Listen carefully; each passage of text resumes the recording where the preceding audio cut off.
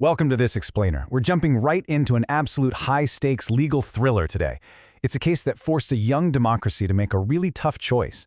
Do you prioritize fighting complex, organized economic crime, or do you fiercely protect one of our most fundamental human rights, the right to privacy? We're looking at a huge landmark judgment from the Constitutional Court of South Africa. It's the investigating Directorate versus Hyundai Motor Distributors case. So let's dive right in and see how a massive corporate raid basically triggered a constitutional crisis. Now, our story actually begins with the number 3.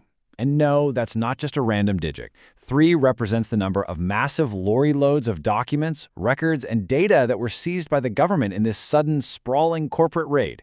I mean, just imagine the sheer absurd volume of paperwork and digital data you need to fill 3 whole trucks. And the craziest part? All of it was taken on a hunch. This wasn't just a simple knock on the door, you know. It was a massive operation targeting the premises of the Wheels of Africa group of companies, and even the private home of a man named Mr. Muller Conrad Rautenbach. The whole inciting incident unfolded incredibly fast. On November 17, 1999, search warrants were issued by a judge in Chambers. Then, over the very next 2 days, investigators swooped in and executed this massive corporate raid. But the targets didn't just sit back and take it. They immediately took the matter straight to the High Court, sparking this intense legal battle that struck right at the absolute heart of state power. And barely a month later, on December 23rd, the High Court dropped a total bombshell. They declared the legal provisions allowing the search to be completely unconstitutional. So how did the Constitutional Court resolve this? We're going to look at 4 key areas today. 1. The privacy right dilemma. 2. Was the law flawed? 3. The constitutional prism. And 4. The final balancing act. Let's get into it. Starting with Section 1, the privacy right dilemma, investigating on a hunch. So, the court conflict erupted because the targets claimed their privacy was totally violated by a raid built on mere uncertainty rather than hard evidence. The state was investigating really serious economic offenses, crimes like complex fraud and corruption, which, let's be honest, are notoriously difficult to track. But the companies argued that the state was essentially just fishing for evidence. So how did the state justify this? Well, the government legally anchored their raid on what's called a preparatory investigation. This is a preliminary procedure used when investigators have a suspicion, but they're uncertain if there are actual reasonable grounds to conduct a full inquiry. It's a really crucial tool designed to help authorities probe these complex, hidden crimes from an early, sensitive stage, long before they have all the pieces of the puzzle put together. And there's a glaring contrast between the 2 types of investigations here under the National Prosecuting Authority Act. A standard Section 28(1) inquiry explicitly requires the investigator to have reason to suspect that a specified offense has been committed. But a Section 28(13) preparatory investigation, that's triggered by uncertainty.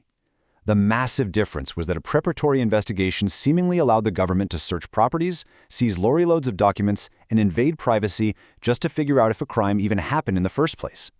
Moving to Section 2. Was the law flawed? The High Court strikes. This apparent legal loophole led to a stunning, immediate victory for the corporations. The High Court took a very rigid, literal reading of the Act. They ruled that permitting a search without reasonable suspicion of a specified offense is straight up unconstitutional and invalid.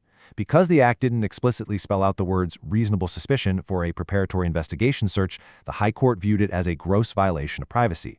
So they invalidated those sections of the law and ordered that all those lorry loads of documents had to be returned or destroyed. All right, Section 3, the constitutional prism, defining privacy. When the state appealed, the Constitutional Court actually paused the action to ask a profound philosophical question: what exactly is privacy and who gets to claim it?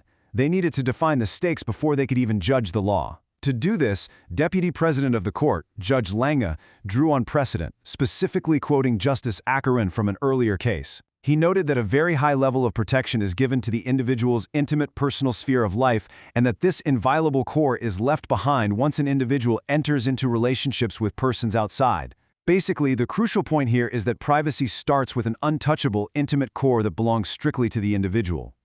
This brilliantly illustrates what the court called the privacy continuum.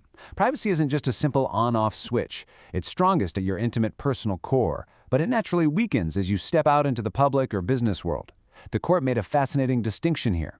Natural persons, meaning humans, hold maximum dignity and privacy rights. Juristic persons, like the Wheels of Africa corporate entities, well, they do have privacy rights to prevent arbitrary state disruption of their business. But because corporations don't possess human dignity, their privacy protections are inherently less intense than, say, a person inside their own home.